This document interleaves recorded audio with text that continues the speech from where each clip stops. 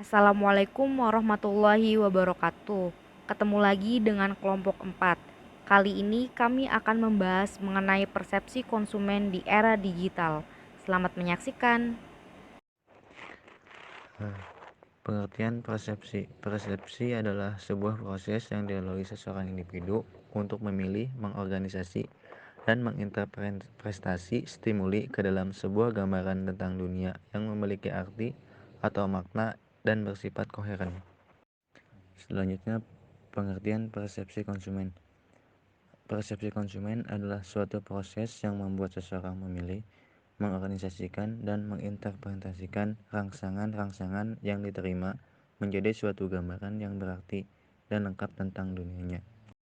Dari definisi tersebut, kita mengetahui bahwa persepsi konsumen ini sangat penting dipelajari karena perilaku konsumen didasarkan oleh persepsi mereka tentang apa itu kenyataan sebuah produk.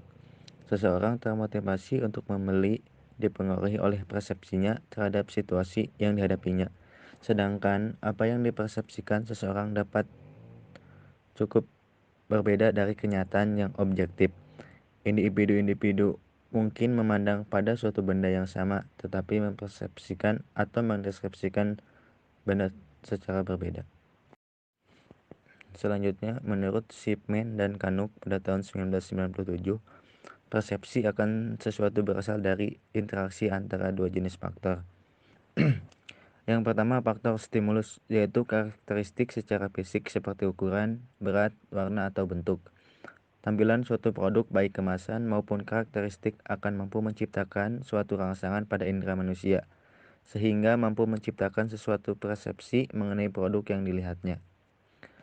Yang kedua, faktor individu, yang termasuk proses di dalamnya bukan hanya pada panca indera, akan tetapi juga pada proses pengalaman yang serupa dan dorongan utama serta harapan dari individu itu sendiri. Manusia terus-menerus dihujani oleh stimuli setiap menit, setiap jam, dan setiap harinya, baik melalui media cetak, media elektronik, kejadian yang tersengaja maupun yang memang benar disengaja. Selanjutnya, expectation atau harapan konsumen. Orang biasanya mempunyai harapan tentang apapun yang dihadapi, baik produk maupun orang. Harapan ini dibentuk dari pengalaman sebelumnya, dari informasi yang diperoleh melalui media massa, dan dari kenalannya atau juga apa yang dia lihat, diraba, dan didengar saat itu. Itulah sebabnya permisa selalu disuguhi dengan preview film yang bahkan ditayangkan di TV.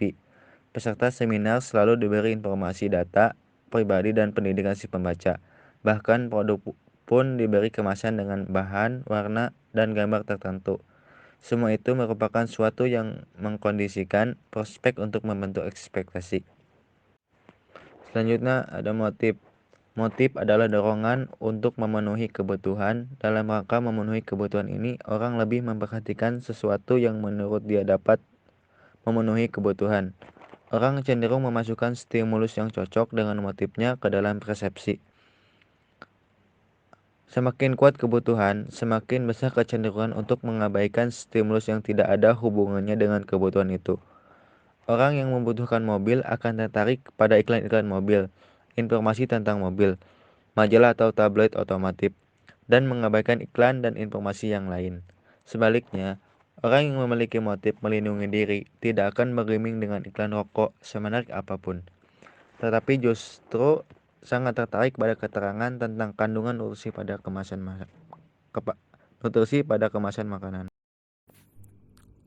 Selanjutnya, penjelasan tentang elemen-elemen persepsi yang terbagi menjadi beberapa bagian. Yang pertama, sensation, yaitu merupakan rangsangan langsung dari organ-organ yang mempunyai sensor untuk menanggapi rangsangan sederhana tersebut. Selanjutnya, ada absolute threshold, yaitu tingkatan yang paling rendah di mana seseorang dapat mengalami sensasi tersebut.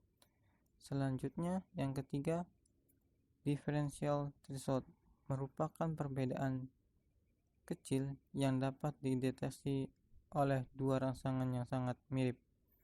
Yang terakhir, subliminal perception, persepsi terhadap stimulus yang diberikan di bawah tingkat ambang rangsang sehingga penerima tidak sadar akan adanya stimulus itu.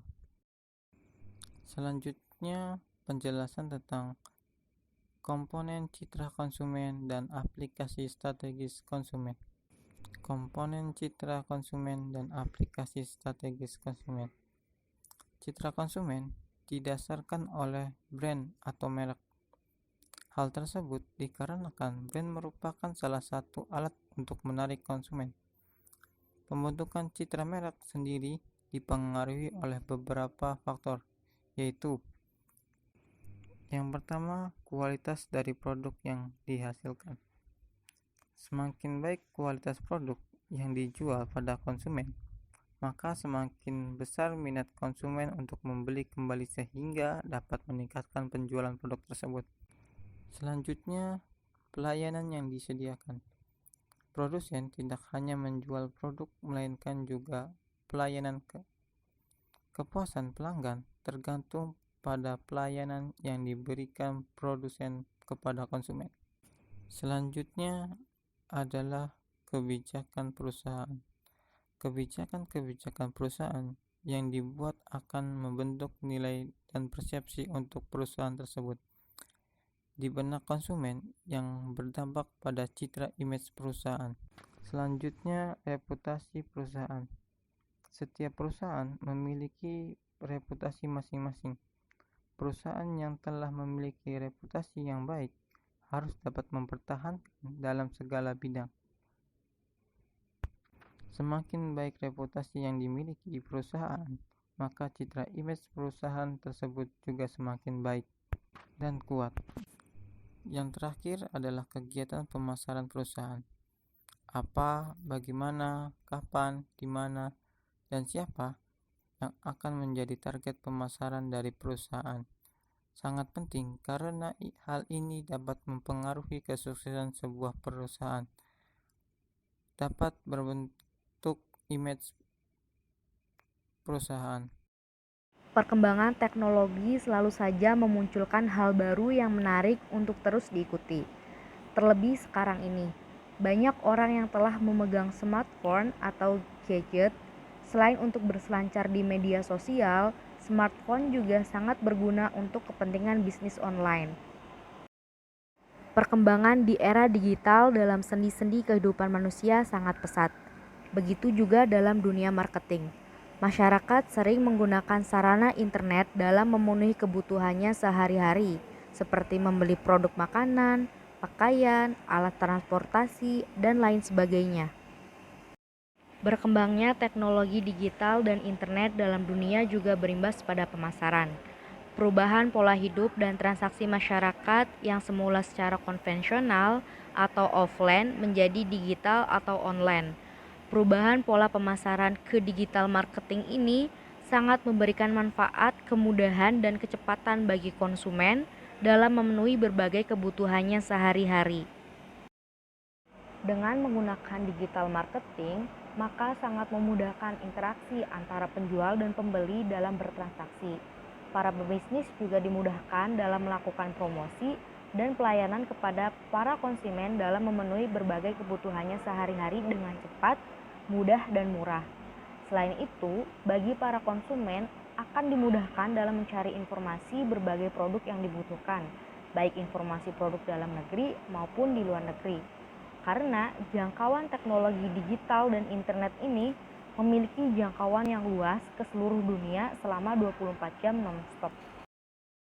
Adapun platform yang sering digunakan oleh konsumen dalam memenuhi kebutuhan mereka dalam dunia digital ini seperti Facebook, Instagram, Shopee, Tokopedia, YouTube, dan lain-lain. Masih banyak lagi. Baik, Bapak dan teman-teman, demikian pembahasan mengenai persepsi konsumen di era digital. Semoga bermanfaat, tetap semangat, dan jaga kesehatan.